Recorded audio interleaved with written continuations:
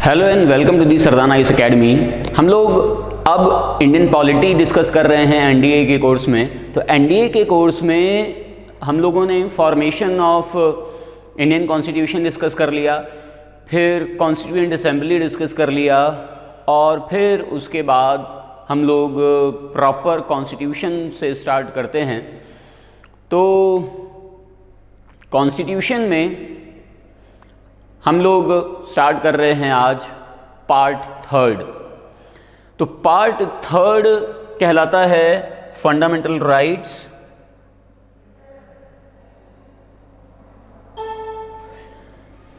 Part third of Indian constitution कहलाता है fundamental rights और इसे हम लोगों ने यूएसए के कॉन्स्टिट्यूशन से अडॉप्ट किया है।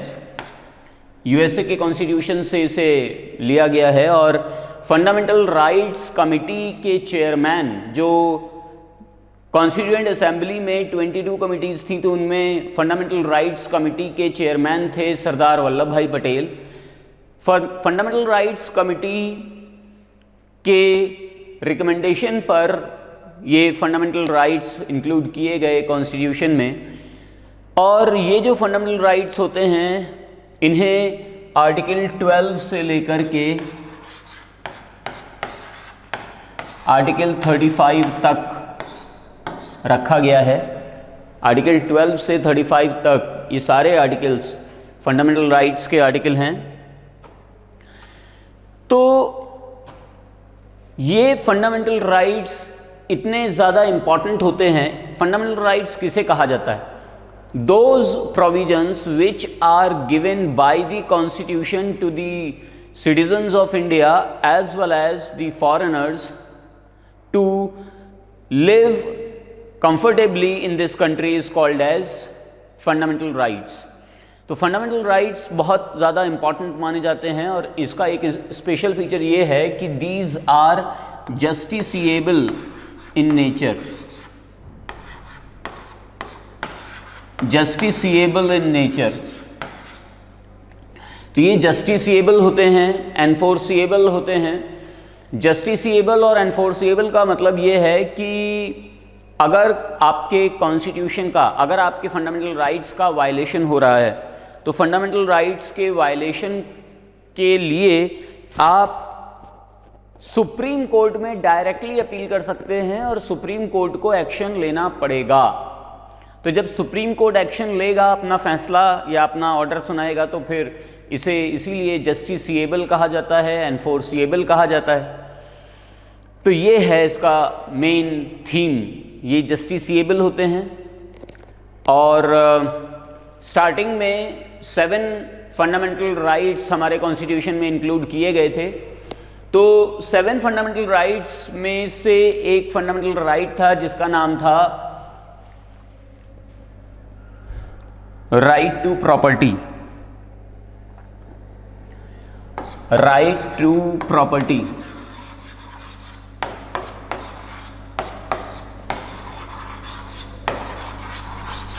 ये आर्टिकल 31 में मेंशन किया गया था। तो राइट टू प्रॉपर्टी जो राइट टू इक्वालिटी है, इसका अपोजिशन कर रहा था, इसको निगेट कर रहा था, जिसकी वजह से इसे 1978 में 44th कॉन्स्टिट्यूशनल अमेंडमेंट एक्ट से 44th कॉन्स्टिट्यूशनल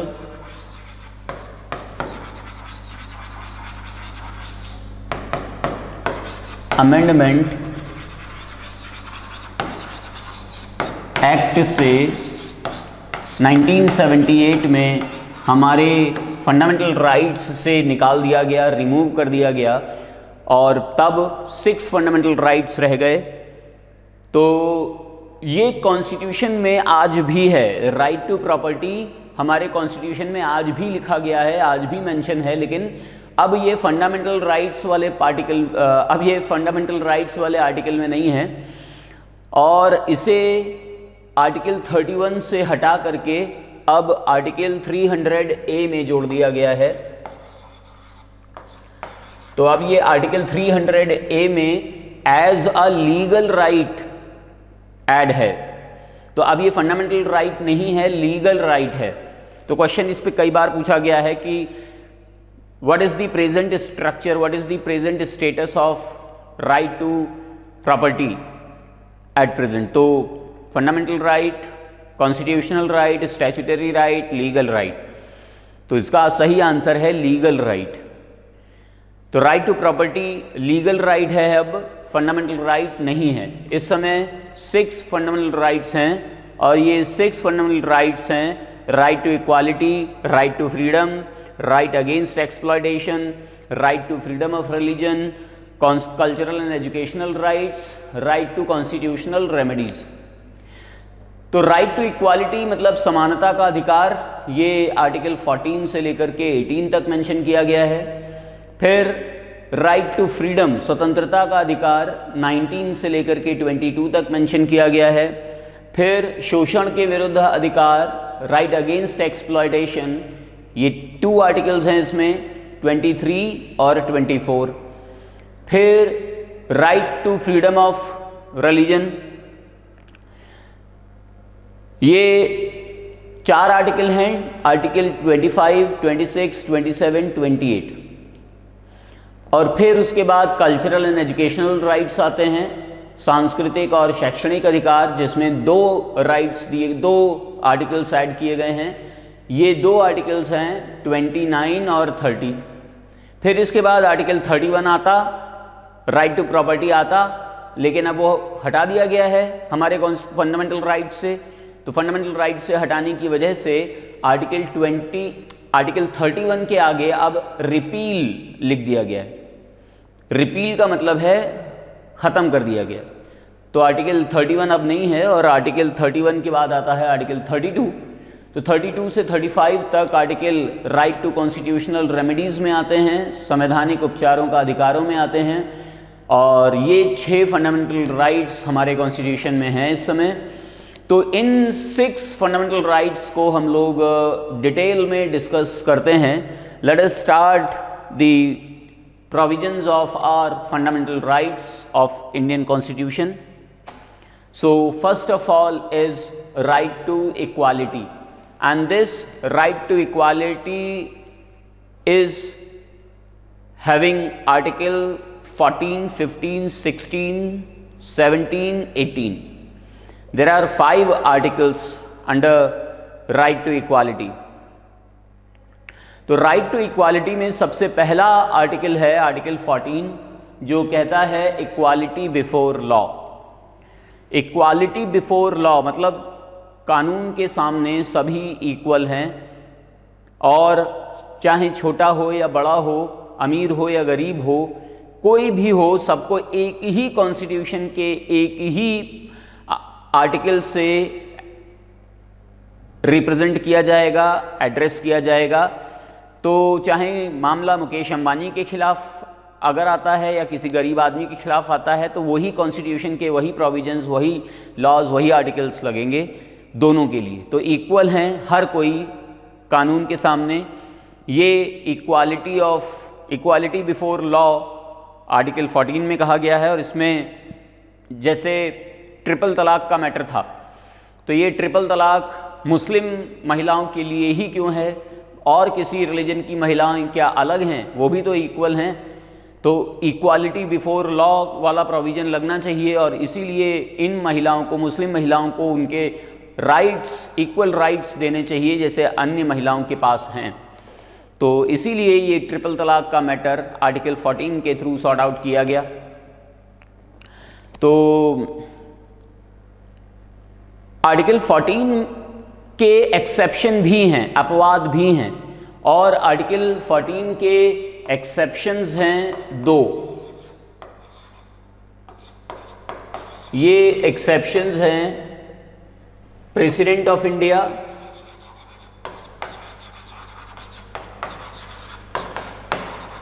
और governors of state.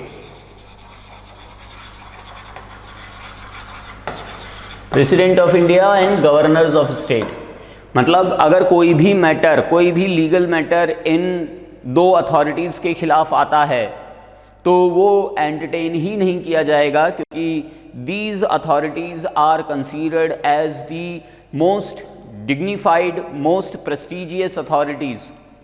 Therefore, these posts are considered as the exceptions of Article 14. जब तक वो अपने पोस्ट पर रहेंगे तब तक उनके खिलाफ कोई भी एक्शन नहीं लिया जाएगा, कोई भी चार्जशीट फाइल नहीं की जाएगी, और जब वो अपनी पोस्ट का कार्यकाल पूरा कर लेंगे तब उनके खिलाफ वो एक्शन रीस्टार्ट हो सकता है। तो जैसे अगर मैं एक एग्ज़ाम्पल दूं, अब तो वो रहे नहीं, कल्याण सिंह की मैं बात कर रहा हूं। तो कल्याण सिंह जब उत्तर प्रदेश में बाबरी मस्जिद डिमोलिशन हुआ था तो उस समय वो उत्तर प्रदेश के मुख्यमंत्री हुआ करते थे। तो डिमोलिशन से पहले रथ यात्रा लाई गई, फिर डिमोलिशन हुआ और फिर बहुत प्रोटेस्ट और एजिटेशन हुआ। तो आज से कुछ 5 साल या 4 साल पहले की बात है, जब 13 बीजेपी के सीनियर मेंबर्स को कोर्ट ने सम्मन भेजा और उनको अरेस्ट करने के लिए बात आई कि डिमोलिशन केस में, बाबरी मस्जिद डिमोलिशन केस में ये 13 कन्विक्टेड हैं, एक्यूज्ड हैं। तो उस कंडीशन में 13 में जो बड़े बड़े लीडर्स थे बीजेपी के उस टाइम, जैसे लाल कृष्ण आडवाणी, अब अटल बिहारी वाजपेयी जी का तो नाम नहीं आ सकता था क्योंकि उनकी तो डेथ हो गई थी, तो लाल कृष्ण आडवाणी, उमा भारती, मुरली मनोहर जोशी जैसे, राजनाथ सिंह जैसे बड़े बड़े उस टाइम के लीडर्स को उसमें अक्यूज़ किया गया, 13 लिस्ट में रखा गया। लेकिन जो मेन थे, जो मुख्यमंत्री थे कल्याण सिंह, उनका नाम उसमें नहीं था, क्योंकि कल्याण सिंह उस समय राजस्थान के गवर्नर हुआ करते थे। तो गवर्नर को इम्यूनिटी मिली हुई है, वो उनके खिलाफ कोई भी मैटर नहीं आ सकता कोर्ट में, तो इसीलिए उनका नाम लिस्ट में नहीं था। और जब वो रिटायर हुए अपने पोस्ट से तब उनको एक्यूज़ किया गया। तो इस तरीके से ये इक्वालिटी बिफोर लॉ के 2 वायलेशंस हैं, 2 एक्सेप्शंस हैं, और ये 2 एक्सेप्शंस हैं प्रेसिडेंट ऑफ इंडिया और गवर्नर्स ऑफ स्टेट। तो इसे कहते हैं आर्टिकल 14। कानून के सामने सभी लोग समान हैं, सभी लोग इक्वल हैं। हम लोग राइट टू इक्वालिटी डिस्कस करते हैं, तो इक्वालिटी में हम लोगों को इक्वालिटी मेंटेन करनी होती है अपने देश में, और इक्वालिटी को मेंटेन करने के लिए ही ये सारे प्रोविजंस मेंशन किए गए हैं।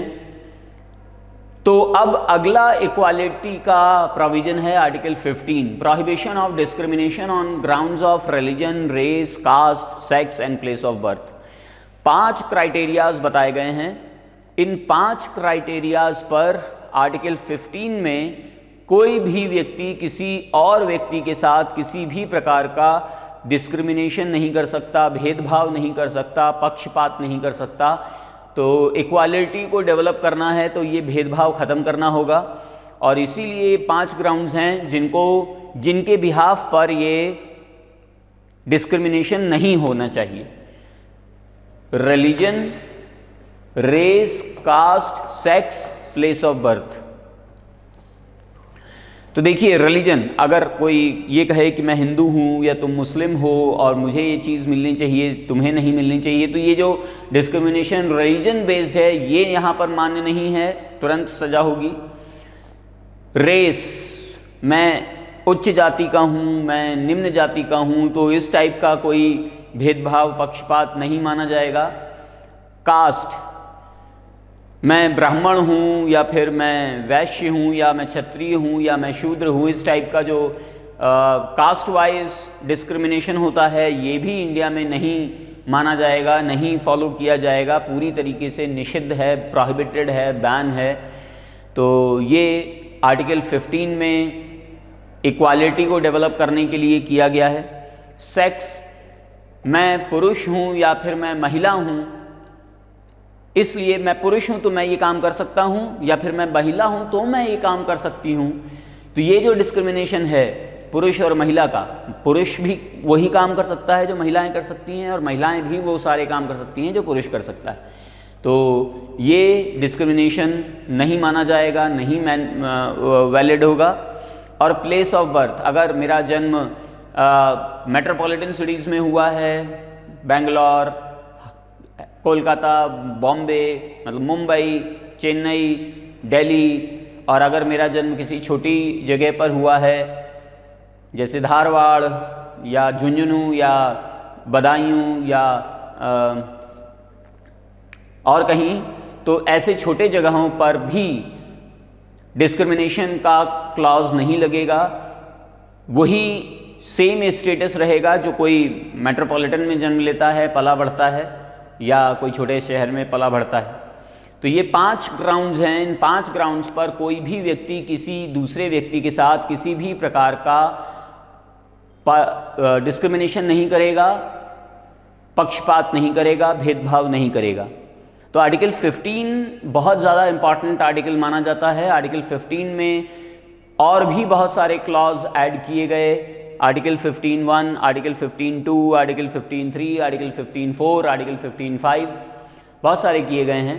तो आर्टिकल 15(4) में एक प्रोविज़न है कि state can implement special provisions for socially and educationally weaker sections of society. Socially and educationally weaker sections of society, मतलब 2 ग्राउंड्स यहाँ भी बनाए गए हैं कि जो हमारे सोसाइटी में सोशली वीकर सेक्शंस हैं और जो एजुकेशनली वीकर सेक्शंस हैं उनको प्रमोट करने के लिए, उनको इक्वल स्टेटस प्रोवाइड करने के लिए स्टेट जो है स्पेशल प्रोविजंस बना सकता है। तो इसी आर्टिकल 15(4) के बिहाफ पर इंडिया में एक लिस्ट बनाई गई।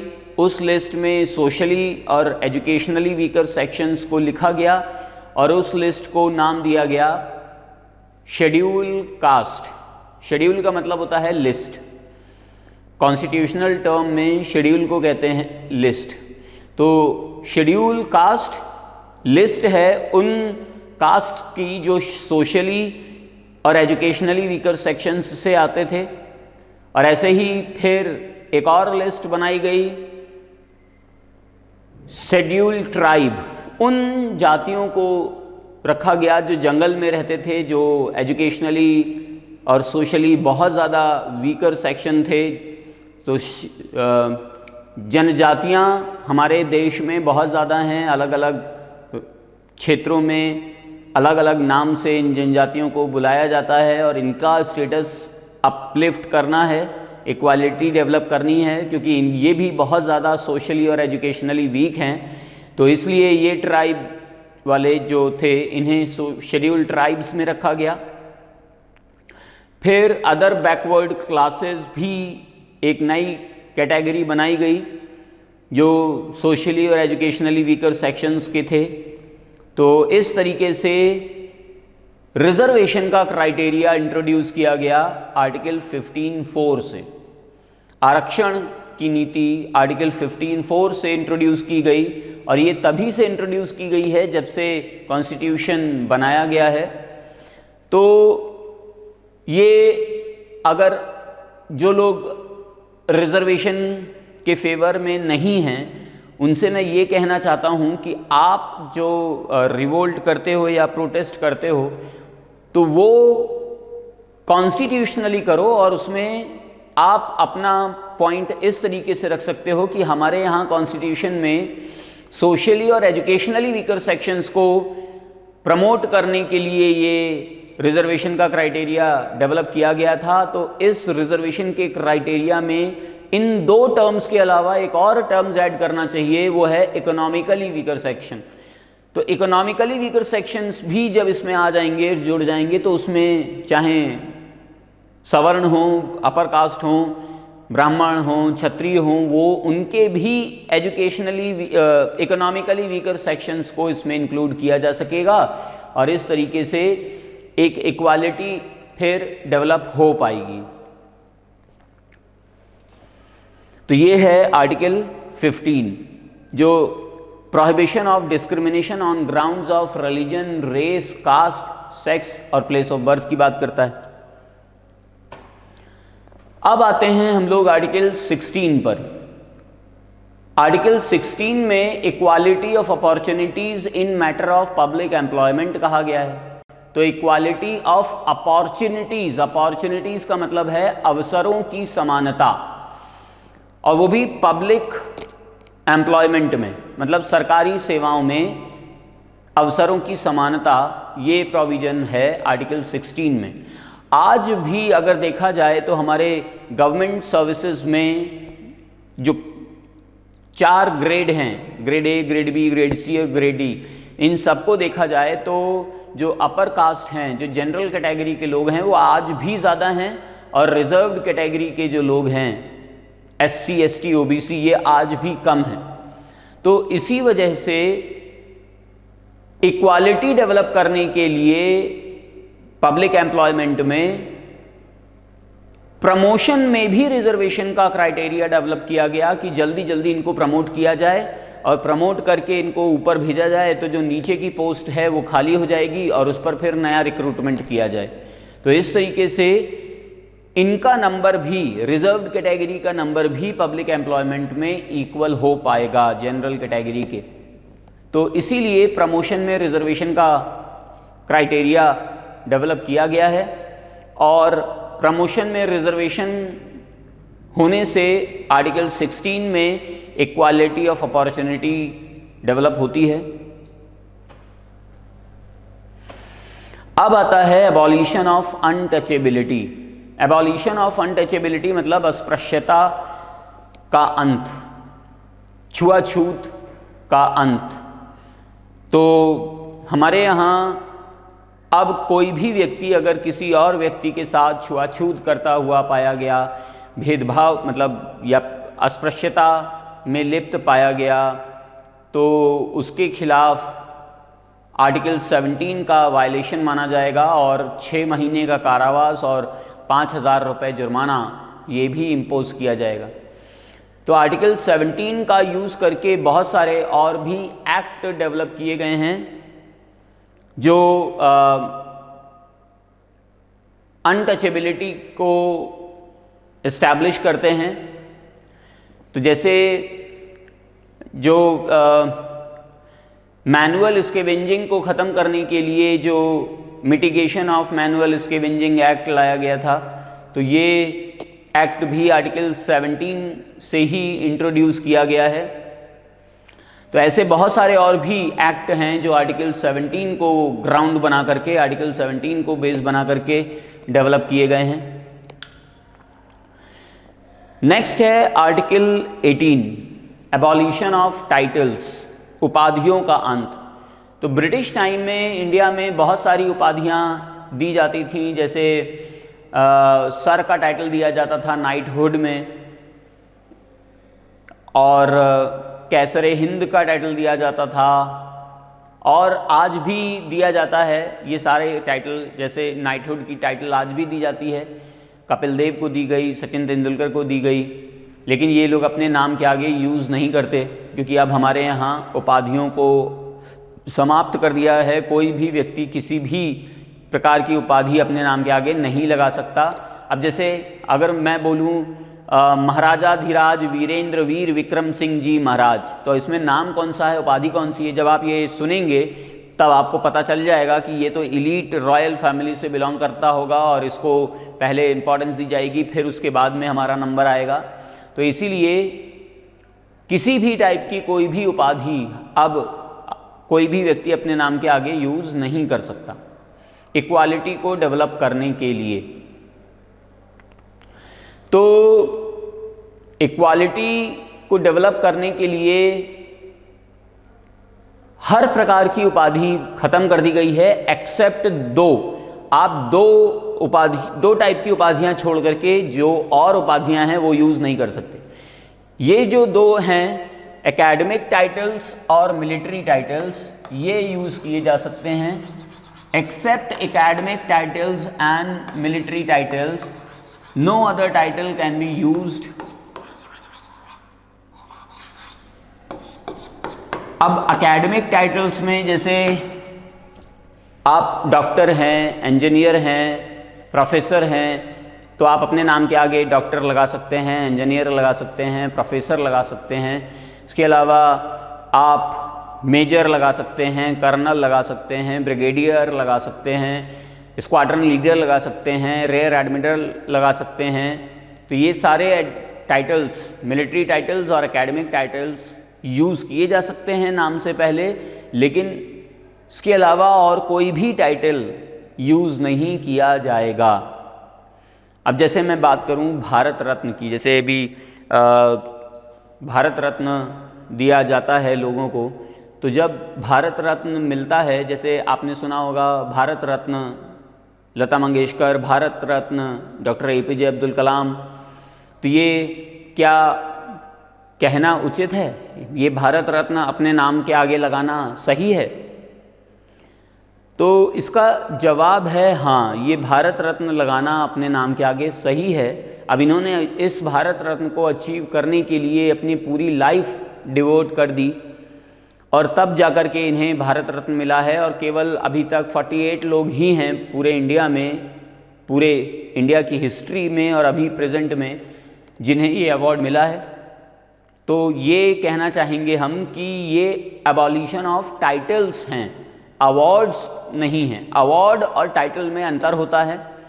अवार्ड अगर मिलता है तो वो आप यूज़ कर सकते हैं, उसमें कोई प्रॉब्लम नहीं है, लेकिन टाइटल में यूज़ नहीं कर सकते।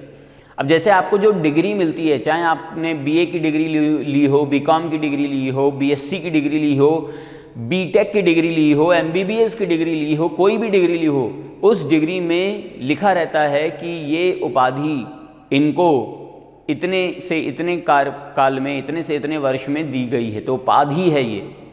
तो उपाधि आप ख़त्म कर दी गई हैं, लेकिन एकेडमिक और मिलिट्री टाइटल्स को छोड़ करके। तो एकेडमिक टाइटल्स को आप यूज़ कर सकते हैं, मिलिट्री टाइटल्स को यूज़ कर सकते हैं, और कोई टाइटल आप यूज़ नहीं कर सकते। तो टाइटल में जैसे नाइटहुड का टाइटल है, अभी एग्जाम्पल दिया, आज भी ये नाइटहुड दिया जाता है, लेकिन अब कोई अपने नाम के आगे सर यूज़ नहीं कर सकता इंडिया में। फ्रांस की गवर्नमेंट लेजेंडी ऑनर देती है, ये भी एक उपाधि है, टाइटल है। तो ये लेजेंडी ऑनर अमिताभ बच्चन को दिया गया, उन्होंने कभी अपने नाम के आगे यूज़ नहीं किया। तो ऐसे बहुत सारे और भी एग्जाम्पल हैं टाइटल के कि अब कोई भी व्यक्ति अपने नाम के आगे किसी भी प्रकार का कोई टाइटल यूज़ नहीं कर सकता। लेकिन अवार्ड की बात अलग है, अवार्ड तो यूज़ किए जा सकते हैं।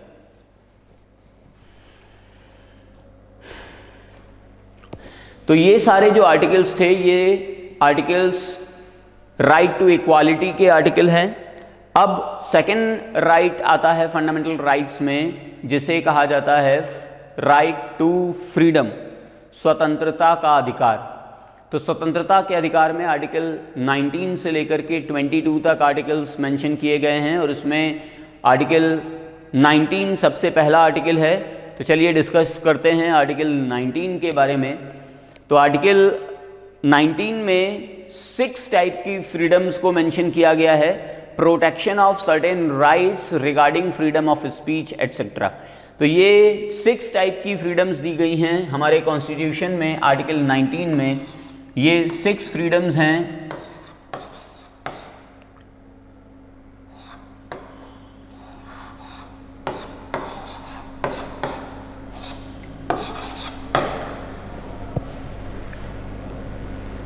Freedom of speech, freedom to form association, freedom to assemble anywhere, freedom to move freely anywhere, freedom to reside anywhere in India, freedom to practice any profession। तो ये 6 फ्रीडम्स हमारे कॉन्स्टिट्यूशन में article 19 में दी गई हैं। जैसे freedom of speech and expression, कोई भी व्यक्ति कभी भी कुछ भी कहने के लिए यहाँ पर फ्री है। किसी भी प्रकार का कोई भी अभिव्यक्ति कर सकता है, लेकिन तब तक जब तक वो व्यक्ति किसी दूसरे पर कोई लांछन ना लगाए और वो दूसरा व्यक्ति अगर मानहानि का केस ना करे, एंटी डिफेमेशन लॉ यूज़ ना करे। तो डिफेमेशन के केस में माफ़ी मांगनी पड़ सकती है। जैसे अरविंद केजरीवाल हैं, वो बिना किसी सोच समझ के वो कुछ भी बोलते रहते हैं किसी के भी खिलाफ। और हुआ भी है, जैसे अब तो अरुण जेटली जी नहीं रहे, अरुण जेटली जी के खिलाफ बहुत बोला तो अरुण जेटली जी ने उनके खिलाफ डिफेमेशन लॉ फाइल किया और डिफेमेशन के केस में अरविंद केजरीवाल को माफ़ी मांगनी पड़ी। तो इस तरीके से आप यहाँ इंडिया में हर कोई कुछ भी बोलने के लिए फ्री है। तो ऐसे ही दो कुत्ते थे, एक कुत्ता बहुत मोटा तगड़ा था और एक अपने यहाँ जैसा देसी जैसे होते हैं पतला दुबला वैसा ही था। तो एक कुत्ते ने दूसरे कुत्ते से कहा कि तुम मेरे देश में आ जाओ। जो मोटा तगड़ा कुत्ता था उसने अब कहा पतले दुबले अपने देसी कुत्ते से कि मोटा तगड़ा जो था वो पाकिस्तान का था। तो उसने कहा कि तुम मेरे देश में आ जाओ और खूब खाओ, हम लोग मिल करके खूब खाएंगे पिएंगे, खूब ऐश करेंगे और कोई भी प्रॉब्लम नहीं है यहाँ पर, कोई कुछ सुनने वाला नहीं है, कोई कुछ कहने वो कोई कुछ करने वाला नहीं है, तो खूब खाने पीने का मज़ा आएगा। तो जो अपना देसी वाला कुत्ता था तो उसने कहा तुम मेरे देश में आ जाओ, यहाँ मेरे देश में हम लोग मिल कर के खूब भौंकेंगे भौंकेंगे, अब इतना भौंकेंगे सबको परेशान कर देंगे और भौंकने पर भी कोई एक्शन नहीं लिया जाता है। तो भौंकना ज़्यादा ज़रूरी है और वो नहीं गया। तो ये देखिए, ये होता है freedom of speech and expression, article 19। इसको अदरवाइज मत लीजिएगा, ये एक एग्जाम्पल के तौर पर केवल सुनाया है, कहा है। To assemble peaceably and without arms, तो राइट टू असेंबल है इसमें। विदाउट आर्म, आप कहीं पर भी असेंबल हो सकते हैं। 4 लोगों पर चाय पर चर्चा होती है तो ये 4 लोगों की चाय की चर्चा, 4 लोग मिलकर के बातचीत कर सकते हैं, कोई प्रॉब्लम नहीं है। फ्रीडम टू फॉर्म एसोसिएशन, कोई भी किसी भी टाइप की एसोसिएशन फॉर्म कर सकता है, ऑर्गेनाइजेशन फॉर्म कर सकता है। Freedom to move freely throughout the territory of India, तो कहीं पर भी आने जाने का अधिकार है सभी को, कभी भी कहीं भी। Freedom to reside and settle in any part of territory of India, तो मतलब ये जम्मू कश्मीर के लिए एप्लीकेबल नहीं था, क्योंकि जम्मू कश्मीर में हम लोग घर लेकर के नहीं रह सकते थे, प्रॉपर्टी नहीं एक्यूमुलेट कर सकते थे। 2019 से पहले ये पॉसिबल नहीं था जम्मू कश्मीर में, अब तो वहाँ पर भी पॉसिबल हो गया है जब से वो यूनियन टेरिटरी बनाया गया है, आर्टिकल 370 ख़त्म किया गया है। और freedom to practice any profession, हर कोई अपने कैपेबिलिटी के अकॉर्डिंग, अपने इंटरेस्ट के अकॉर्डिंग किसी भी टाइप का कोई भी प्रोफेशन करने के लिए फ्री है और उसके लिए कोई भी रिकमेंडेशन किसी से भी नहीं लेनी होगी। तो ये 6 टाइप की फ्रीडम्स हमारे कॉन्स्टिट्यूशन में आर्टिकल 19 में दी गई हैं।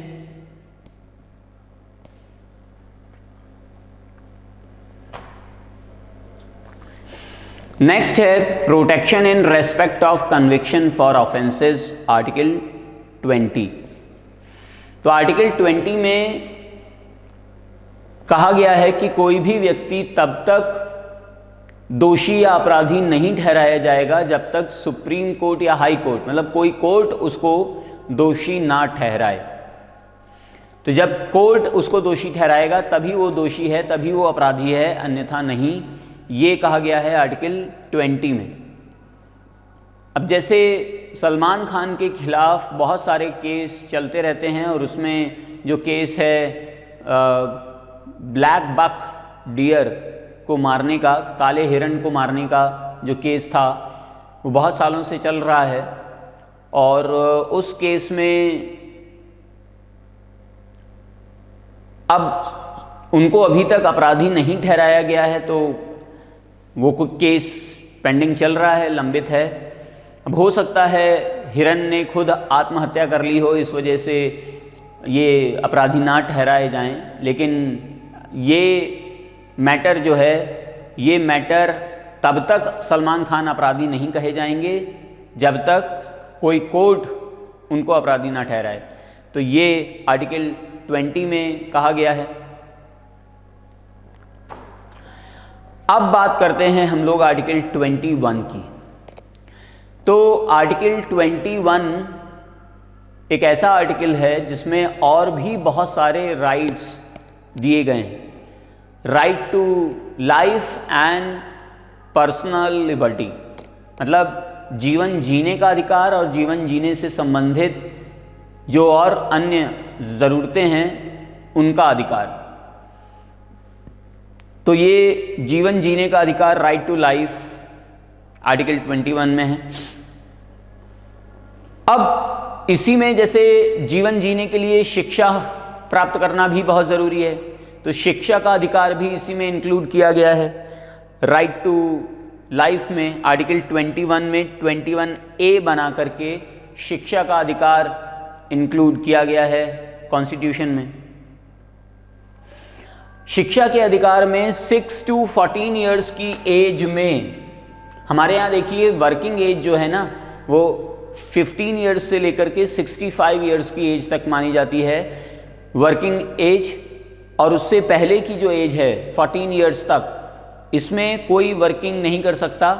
ये केवल शिक्षा प्राप्त करने के लिए एज है 6 to 14 ईयर्स। अगर आप मतलब माता पिता अपने बच्चे को शिक्षा प्रदान कर रहे हैं तब तो बहुत ही अच्छा है, और अगर वो इनकेपेबल हैं, वो शिक्षा नहीं प्रदान कर पाते हैं अपने बच्चे को, तो ये स्टेट की, गवर्नमेंट की रिस्पॉन्सिबिलिटी होगी कि वो फ्री ऑफ कॉस्ट उस बच्चे को स्कूल में शिक्षा प्रदान करवाए।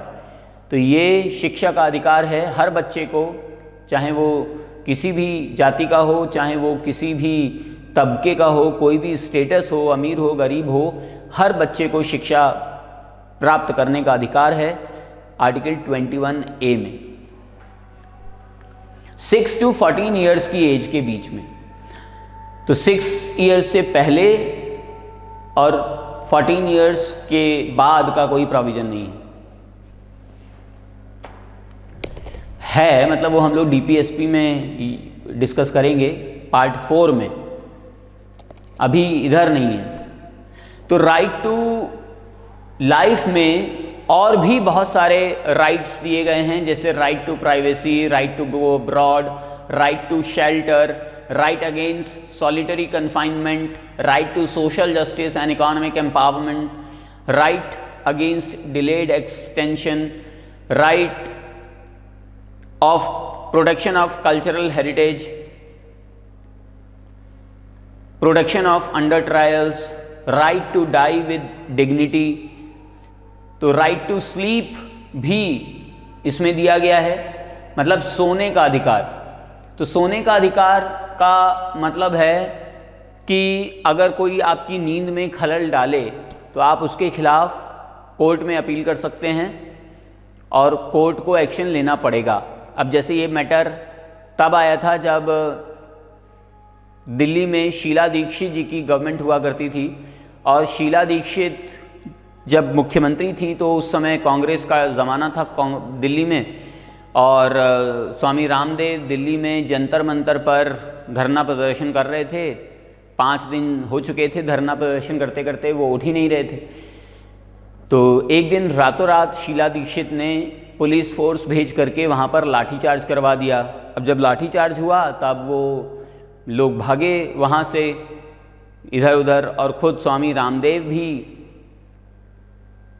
जो महिलाओं का सलवार सूट होता है वो सलवार सूट पहन करके वहाँ से भागे, और भागते हुए वो पहुँच गए सुप्रीम कोर्ट। और सुप्रीम कोर्ट में उन्होंने ये कहा कि हम लोग कुछ नहीं कर रहे थे, हम लोग धरना प्रदर्शन कर रहे थे, और रात का वक्त था, रात के टाइम पर खाना पीना खा करके हम लोग सो रहे थे, नींद ले रहे थे, और जीवन जीने के लिए सोना भी बहुत ज़रूरी है, इसीलिए इन्होंने हमारे जीवन जीने के अधिकार पर हमला किया है, तो एक्शन लिया जाना चाहिए।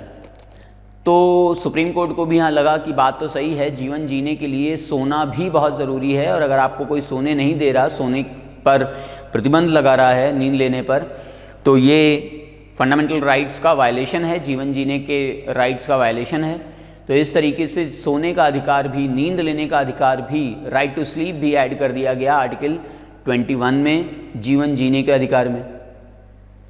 अभी रिसेंटली जो ऐड किया गया प्रोविजन राइट टू लाइफ में वो है right to privacy. Right to privacy मतलब निजता का अधिकार, जीवन जीने के लिए अपनी निजता बनाए रखने का अधिकार सभी को है। और इसी वजह से पहले एक समय था जब आधार कार्ड लॉन्च हुआ था और हर चीज़ के लिए आधार कार्ड मांगा जाने लगा था, आधार कार्ड हर चीज़ के लिए एप्लीकेबल कर दिया गया था। आप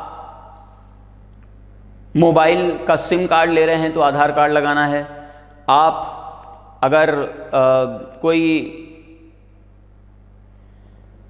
लोन ले रहे हैं तो आपको आधार कार्ड लगाना है, हर काम के लिए आधार कार्ड लगाना मैंडेटरी कर दिया, स्कूल में एडमिशन आधार कार्ड लगाना है।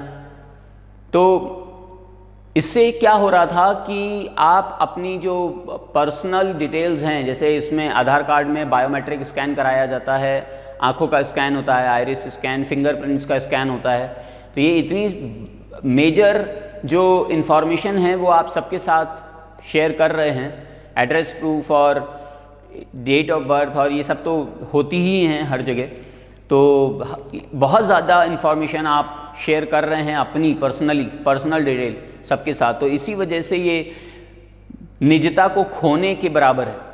तो इसीलिए सबकी निजता बनाए रखना सबका अपना अधिकार होना चाहिए, प्राइवेसी मेंटेन करना इंडिविजुअल राइट्स होना चाहिए। तो इसीलिए privacy, right to privacy include किया गया आर्टिकल 21 में, और इस तरीके से अब आधार कार्ड मांगना ज़रूरी नहीं है। आप अपनी इच्छा से देना चाहते हैं तो आप दें, लेकिन मैंडेटरी नहीं है कि आपसे ये आधार कार्ड मांगा जाएगा। तो ऐसे ही एक और है right to die with dignity. तो ये जो right to die with dignity है ये भी राइट टू लाइफ में इंक्लूड किया गया है, मतलब डिग्निटी के साथ मरने का अधिकार। तो मरने का अधिकार जो होता है इसे यूथेनेशिया कहा जाता है, कॉन्स्टिट्यूशनल लैंग्वेज में यूथेनेशिया। इंडिया में यूथेनेशिया जो है राइट टू लाइफ में इंक्लूड नहीं किया गया है, लेकिन दो टाइप के यूथेनेशिया होते हैं। एक होता है एक्टिव यूथेनेशिया और एक होता है पैसिव यूथेनेशिया।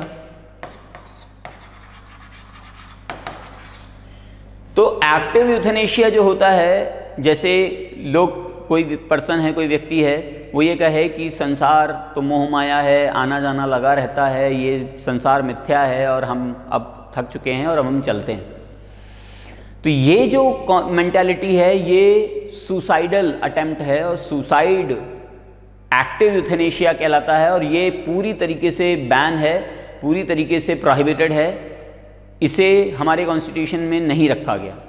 तो इसी वजह से एक्टिव यूथेनेशिया हमारे कॉन्स्टिट्यूशन में नहीं है, पैसिव यूथेनेशिया को इंक्लूड किया गया है, और इसीलिए पैसिव यूथेनेशिया को right to die with dignity नाम से इंक्लूड किया गया है।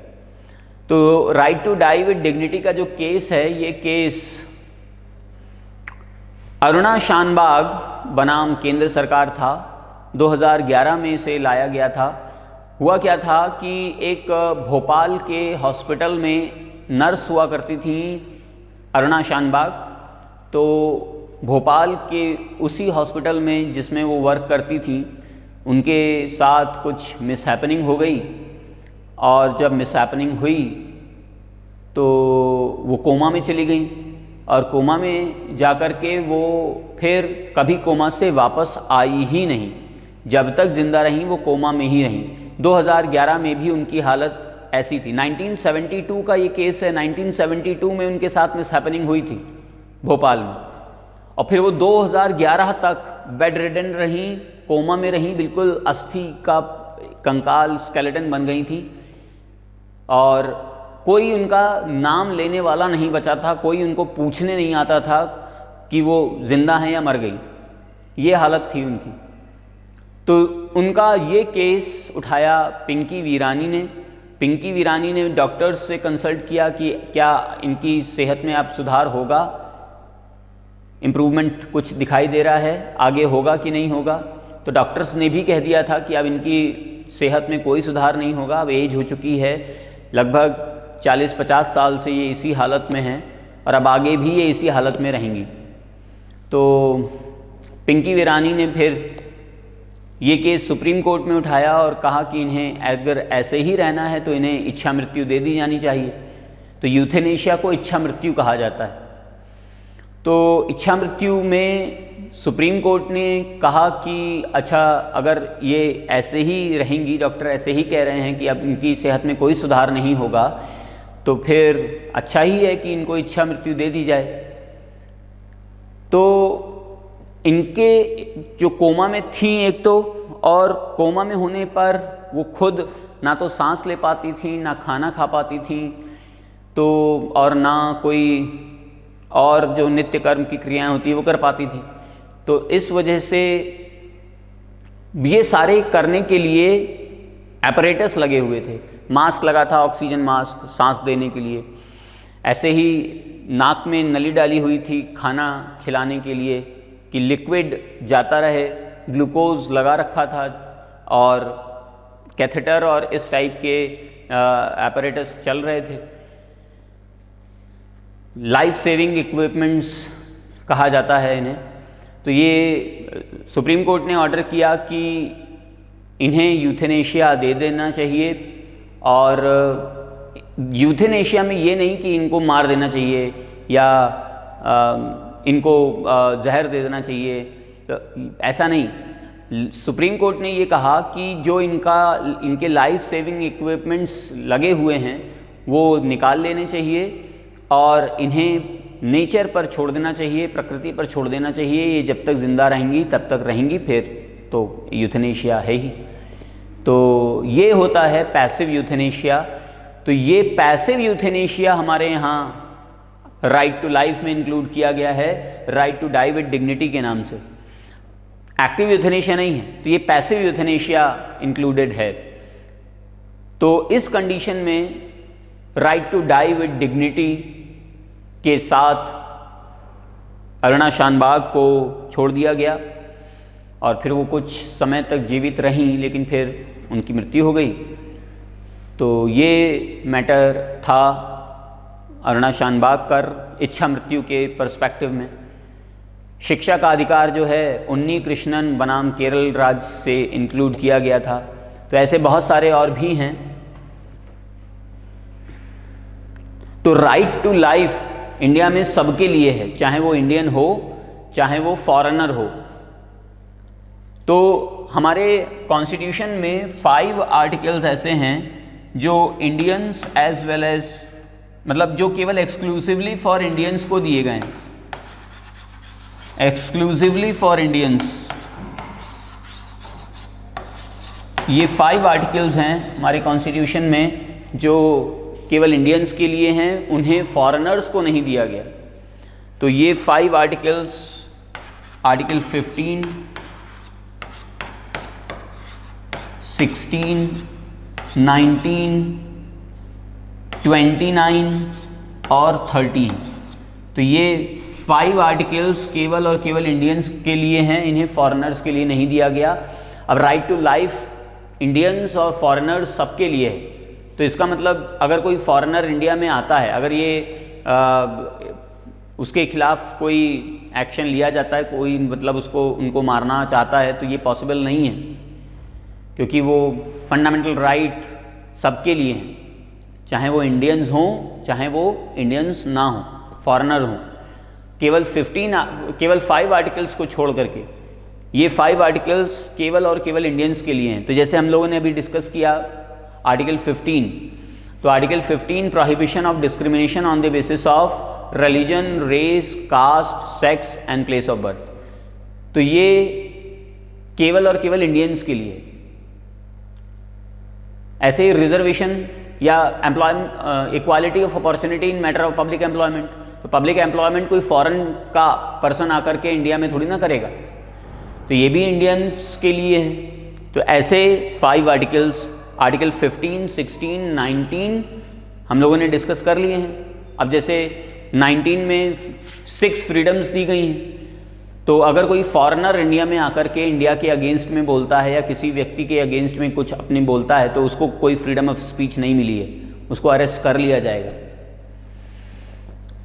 ऐसे ही अगर बहुत सारे फॉरेनर्स आकर के इंडिया में कोई ऑर्गेनाइजेशन फॉर्म करना चाहें तो ऐसा भी पॉसिबल नहीं है, उन्हें परमिशन लेनी पड़ेगी गवर्नमेंट ऑफ इंडिया से, कॉन्स्टिट्यूशन से, तब जाकर के वो कर पाएंगे। तो इस तरीके से ये आर्टिकल 15, 16, 19, 29 और 30 केवल और केवल एक्सक्लूसिवली फॉर इंडियंस हैं, ये फॉरेनर्स को नहीं दिए गए हैं। बाकी और सारे आर्टिकल फॉरेनर्स पर भी इक्वली एप्लीकेबल हैं।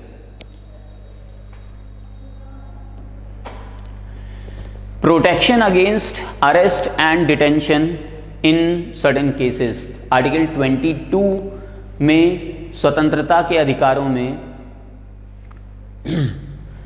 Protection against arrest and detention in certain cases भी है। मतलब अगर वैसे पुलिस के लिए है ये आर्टिकल कि पुलिस जब किसी को गिरफ्तार करती है तो गिरफ्तार करने के 24 घंटे के अंदर उसे कोर्ट के सामने प्रेजेंट करना होगा और फिर कोर्ट जो भी डिसीजन ले वो फाइनल होगा। तो होता क्या है कि सैटरडे और संडे को कोर्ट बंद होता है, तो पुलिस फ्राइडे को गिरफ्तार या डिटेन करती है तो फ्राइडे, फिर सैटरडे बंद, संडे बंद, मंडे को जाकर के प्रेजेंट किया जाता है। 3 दिन तक खूब अच्छे तरीके से उसकी पूजा होती है, तब कहीं जाकर के गिरफ्तारी होती है। तो ये है आर्टिकल 21। आर्टिकल 22 ये अरेस्ट और डिटेंशन से रिलेटेड है।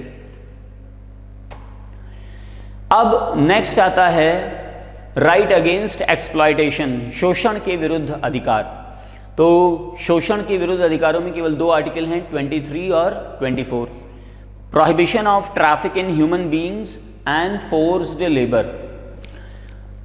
ट्रैफिक इन ह्यूमन बीइंग्स का मतलब होता है मानव तस्करी और फोर्स्ड लेबर का मतलब होता है बंधुआ मजदूरी। तो मानव तस्करी पूरी तरीके से प्रोहिबिटेड है, बैन है, कोई भी किसी भी प्रकार की मानव तस्करी नहीं होगी। और फोर्स्ड लेबर, ज़बरदस्ती कोई भी व्यक्ति किसी और दूसरे व्यक्ति से बंधुआ मजदूरी नहीं करा सकता, और अगर कोई मजदूरी करवा भी रहा है तो उसे उसका कम से कम एटलीस्ट जो मनरेगा में डेली वेजेस फिक्स हैं वो देना होगा। तो ये आर्टिकल 23 है जो शोषण के विरुद्ध अधिकारों को डेवलप करता है। आर्टिकल 24 में prohibition of employment of children in factories, mines, shops etcetera. तो ये जो बाल मजदूरी करवाई जाती है, बाल मजदूरी भी पूरी तरीके से बैन है। अब अगर कोई व्यक्ति अपने दुकान पर किसी बच्चे को नौकरी पर रखता है तो ये उस दुकान वाले को या कारखाने वाले को या खदान माइंस वालों को जवाब देना होगा, एक्शन लिया जाएगा उनके खिलाफ। तो ये चाइल्ड लेबर को ख़त्म करने का आर्टिकल है, आर्टिकल 24। बच्चे केवल शिक्षा प्राप्त कर सकते हैं, काम नहीं कर सकते। Prohibition of employment of children in factories etcetera, article 24 है। अब आता है right to freedom of religion, धर्म की स्वतंत्रता का अधिकार। Article 25 freedom of conscious and free profession practice propagation of religion. हर कोई व्यक्ति अपने अपने धर्म के को प्रमोट करने, उसके प्रोपगेशन में जो करना चाहे वो कर सकता है। Freedom to manage religious affairs, तो जो धर्म से रिलेटेड जो रिलीजियस अफेयर्स होते हैं, जैसे हिंदू लोग जागरण करते हैं, कीर्तन करते हैं, मुस्लिम्स मजलिसें करते हैं और क्रिश्चियंस कैरल्स गाते हैं। तो ये अपने अपने धर्म से रिलेटेड जो भी काम करना चाहे कोई भी व्यक्ति वो अपने धर्म के अनुसार कर सकता है, कोई भी एक्शन नहीं लिया जाएगा, पूरी स्वतंत्रता है धर्म के आधार पर। Article 27 freedom as to payment of taxes for promotion of any particular religion. तो हम लोग जब किसी धार्मिक स्थान पर जाते हैं, मंदिर में, मस्जिद में, चर्च में, कहीं पर भी, तो हम लोग वहाँ पर पैसे चढ़ाते हैं, डोनेशन करते हैं, चैरिटी करते हैं। तो ये जो पैसा वहाँ धर्म के आधार पर इकट्ठा होता है, कलेक्ट होता है। अब जैसे जो धार्मिक गुरु होते हैं, बहुत सारे धार्मिक गुरु अब तो होते गए हैं, कुछ पकड़े भी जाते हैं, कुछ, और बाकी सब तो फ्री हैं।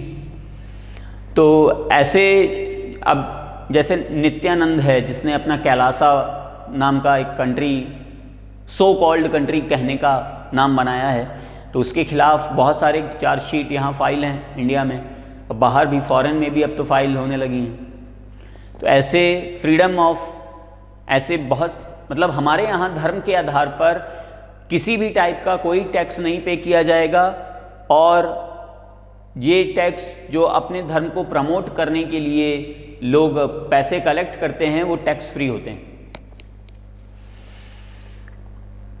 इसीलिए तो धीरेन्द्र शास्त्री जी और जैसे और भी बहुत सारे हैं, नाम नहीं याद आ रहा, तो उन्होंने कितना एम्पायर खड़ा कर लिया अपना, कितना फ्लरिश हो गए हैं, कितना सेटल हो गए हैं लाइफ में। आर्टिकल 28 और दूसरे धर्मों के भी, जैसे जाकिर नायक हैं, अब वो तो इंडिया छोड़ के ही चला गया, लेकिन फिर भी पैसा तो बहुत कमा लिया। Freedom as to attendance at religious instruction और religious worship in certain educational institutions, article 28। तो आर्टिकल 28 में कहा गया है कि हर व्यक्ति अपने रिलीजियस इंस्ट्रक्शन को अटेंड करने में फ्री है, रिलीजियस वर्शिप करने में फ्री है।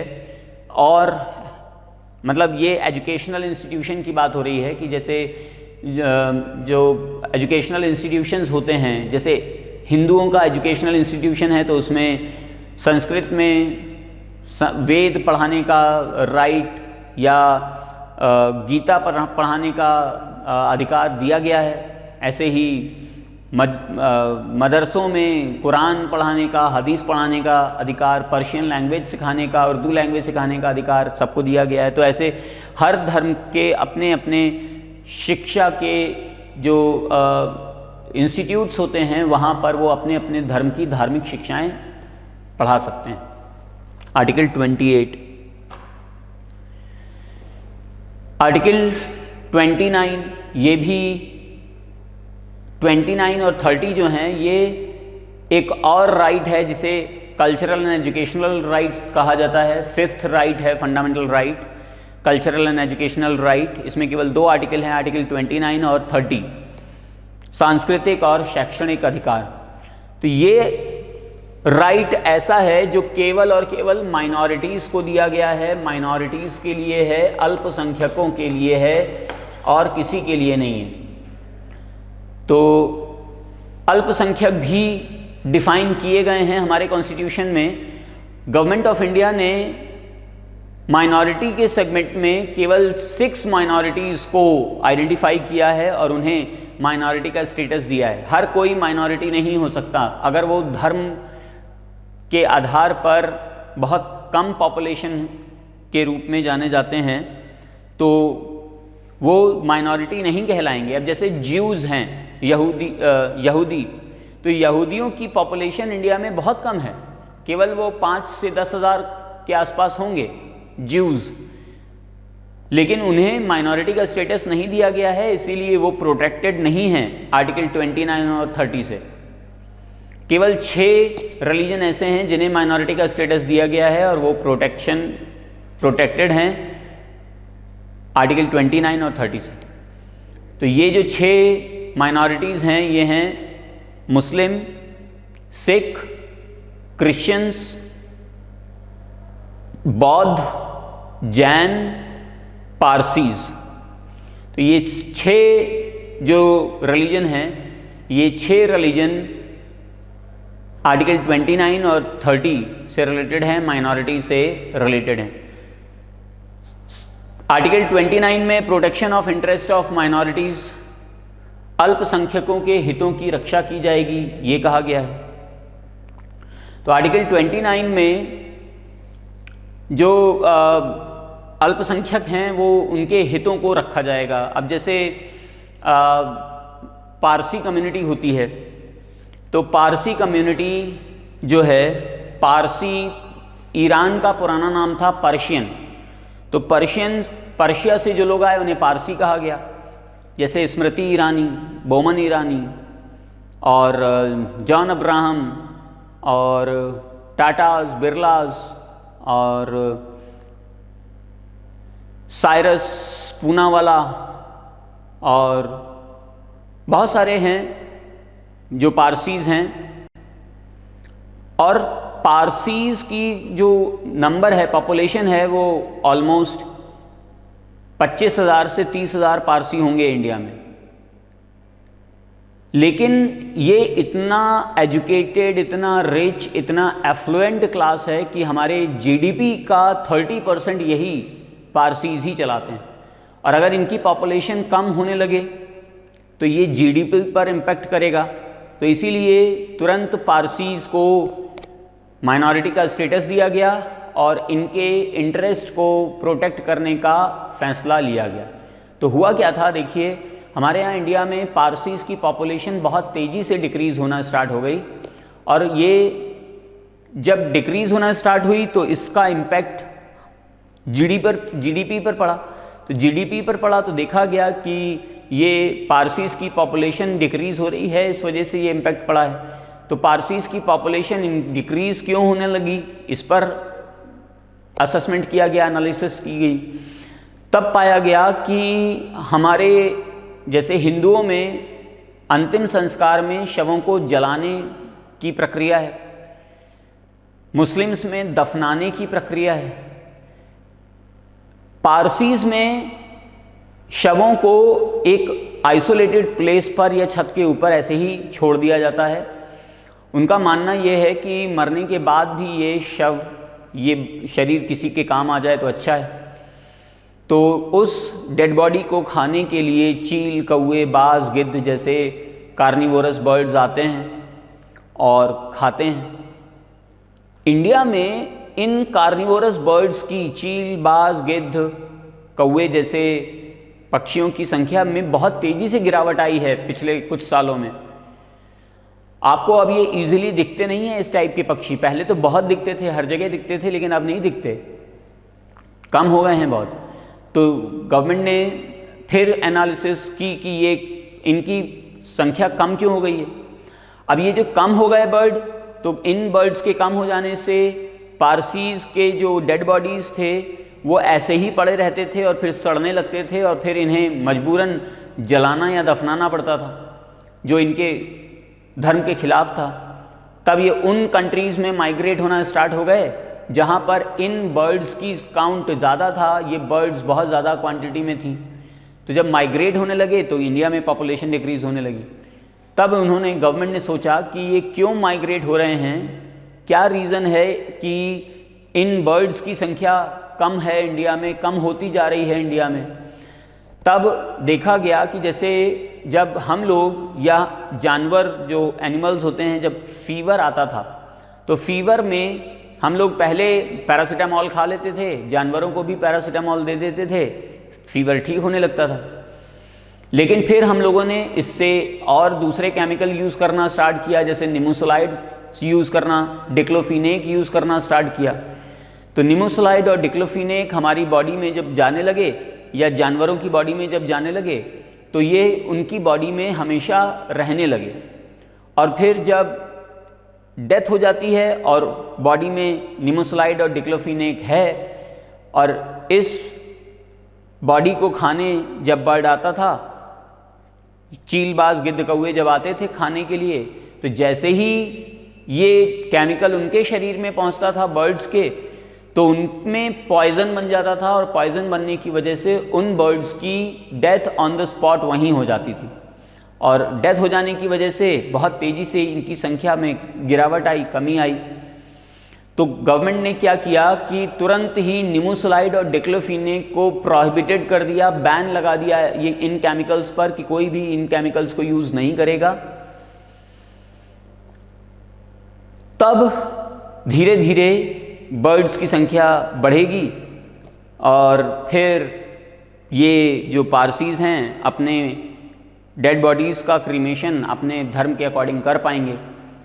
तो इसे कहते हैं protection of interest of minorities. तो इसीलिए पारसीज़ को माइनॉरिटी स्टेटस दिया गया था। तो ये है आर्टिकल 29। फिर आता है article 30, right of minorities to establish and administer educational institutions.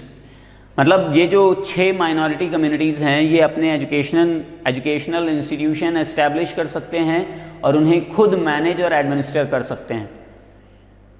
जैसे मुस्लिम्स मदरसे ओपन करते हैं तो मदरसे चलाने का राइट, एडमिनिस्टर और मैनेज करने का राइट मुस्लिम्स को ही है। सिख गुरुद्वारों में शिक्षा प्रदान करते हैं, क्रिश्चियंस कैथीड्रल्स ओपन करते हैं। तो ऐसे अब जैसे पारसीज़ हैं वो साइनागॉज चलाते हैं, साइनागॉज इंस्टीट्यूट ओपन करते हैं। तो ये आर्टिकल 30 में कहा गया है। तो अब आप कहेंगे आर्टिकल 30 और आर्टिकल 28 में क्या डिफरेंस है, क्योंकि 28 में भी तो एजुकेशन इंस्टीट्यूशन को ओपन करने का राइट था। तो आर्टिकल 28 सभी धर्मों के लोगों के लिए है, आर्टिकल 30 केवल इन 6 रिलीजन्स के लिए है। अब आर्टिकल 31 तो हमारे कॉन्स्टिट्यूशन में है नहीं, राइट टू प्रॉपर्टी हटा दिया गया है। तो आता है आर्टिकल 32 जिसे कहते हैं राइट टू कॉन्स्टिट्यूशनल रेमेडीज, संवैधानिक उपचारों का अधिकार। आर्टिकल 32 में, इससे पहले ये बता दें कि आर्टिकल 32 को डॉक्टर BR अम्बेडकर ने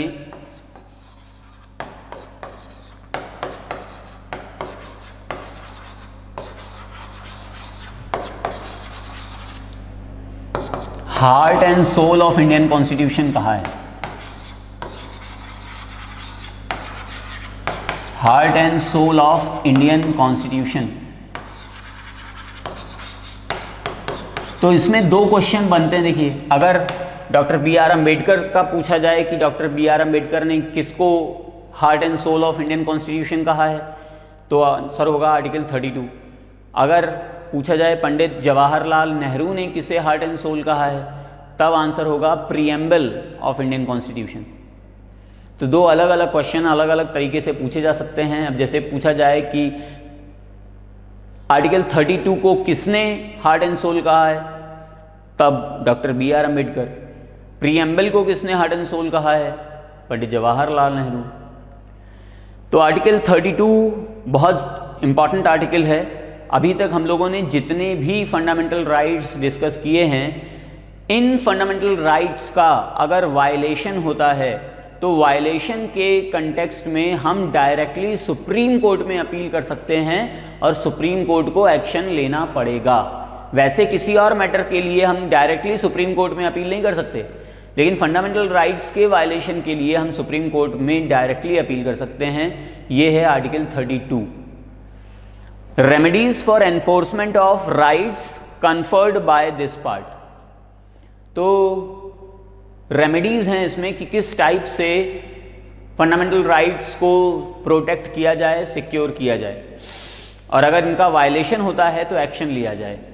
तो अगर हम वायलेशन होता है फंडामेंटल राइट्स का, तो हम डायरेक्टली सुप्रीम कोर्ट में अपील करेंगे और डायरेक्टली सुप्रीम कोर्ट में अपील करने पर सुप्रीम कोर्ट को एक्शन लेना पड़ेगा, और जो एक्शन सुप्रीम कोर्ट लेगा उसे कहा जाता है रिट्स, WRITS, रिट्स। और ये जो रिट्स होती हैं इनका लिटरल मीनिंग होता है to order. To order, supreme court order करता है फंडामेंटल राइट्स के वायलेशन पर।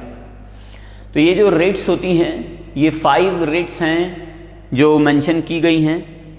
Habeas corpus, mandamus, prohibition, quo warranto और सर्शियोररी।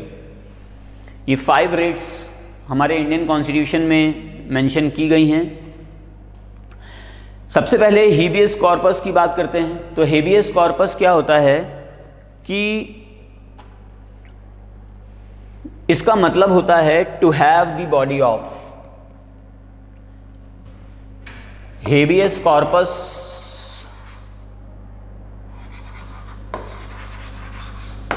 का मतलब है to have the body of.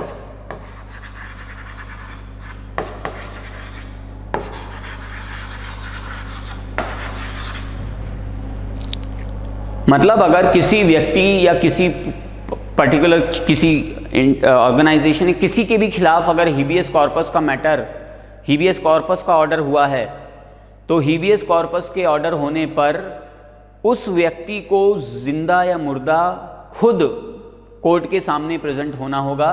वो अपने किसी रिप्रेजेंटेटिव को नहीं भेज सकता, वो अपने लॉयर को नहीं भेज सकता अपनी जगह, उसे खुद जाना होगा। तो ये कहलाता है हीबियस कॉर्पस। अब जैसे जो आप लोगों ने दृश्यम अगर देखी हो मूवी, दृश्यम का पहला पार्ट, तो उसमें हीबियस कॉर्पस का नाम लिया गया है, हीबियस कॉर्पस इश्यू किया गया था। ऐसे ही एक और एग्जाम्पल है, जैसे जब नरेंद्र मोदी जी ने 2014 में अपना नॉमिनेशन प्राइम मिनिस्टेरियल शिप के लिए फाइल किया था, तो उन्होंने एक फॉर्म भरा था। तो फॉर्म भरने पर पूरी डिटेल देनी होती है, नाम, पिता का नाम, आयु, जन्म स्थान, एजुकेशन, मैरिटल स्टेटस। तो मैरिटल स्टेटस में उन्होंने अपने आप को मैरिड दिखाया, पहली बार मैरिड दिखाया। इससे पहले जब गुजरात के मुख्यमंत्री थे तब अपने आप को मैरिड नहीं दिखाया था, लेकिन जब ये प्रधानमंत्री बने तो मैरिड दिखा दिया प्रधानमंत्री काल में।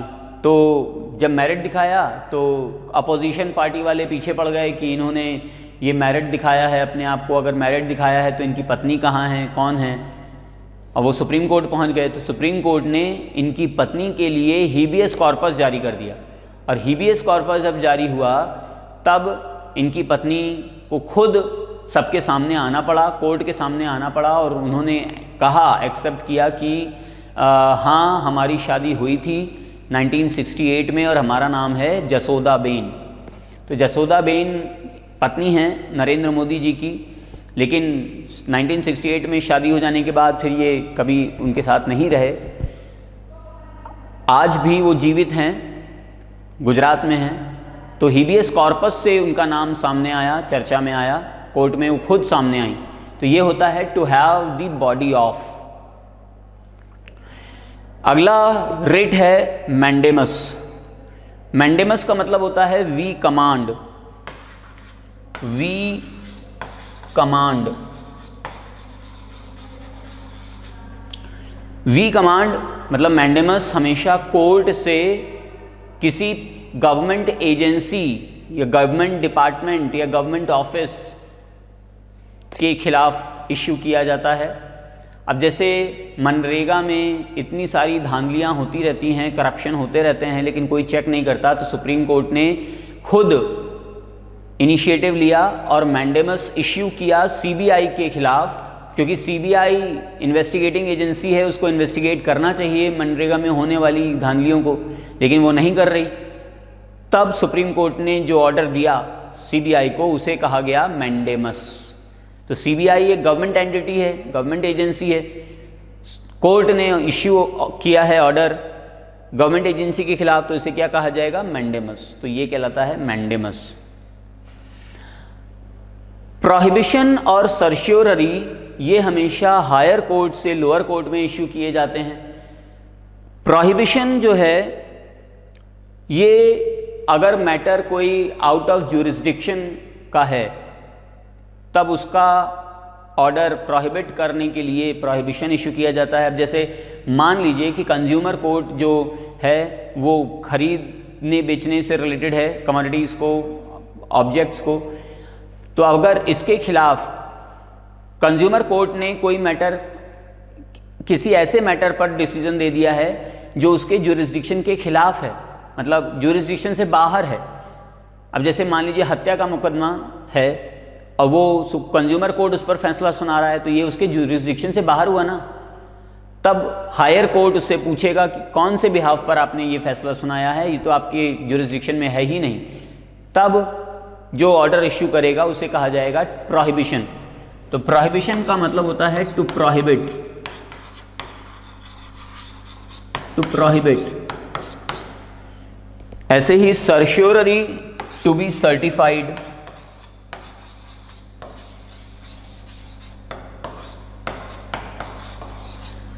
टू बी सर्टिफाइड जैसे मतलब मान लीजिए कि आपने किसी लोअर कोर्ट में अपना कोई केस रजिस्टर कराया, वो केस चल रहा है 1 महीना हो गया, 6 महीना हो गया, 1 साल हो गया, आप कोर्ट के चक्कर काटते काटते थक गए लेकिन कोई डिसीजन ही नहीं आ रहा, तब फिर आप हायर कोर्ट में अपील करेंगे। तो जब हायर कोर्ट में जाएंगे तो हायर कोर्ट लोअर कोर्ट से पूछेगा कि आपने इतने टाइम से कोई डिसीजन क्यों नहीं दिया, पेंडेंसी क्यों बना करके रखी हुई है, इस पेंडेंसी को आपने रिमूव क्यों नहीं किया। तो ये मैटर जब हायर कोर्ट लोअर कोर्ट को जारी करेगा ऑर्डर, तो इसे कहा जाएगा टू बी सर्टिफाइड, मतलब सर्श्योररी। और क्यूओ वारंटो जो होता है, ये क्यूओ वारंटो, इसका मतलब होता है बाय व्हाट अथॉरिटी और वारंट, बाय व्हाट अथॉरिटी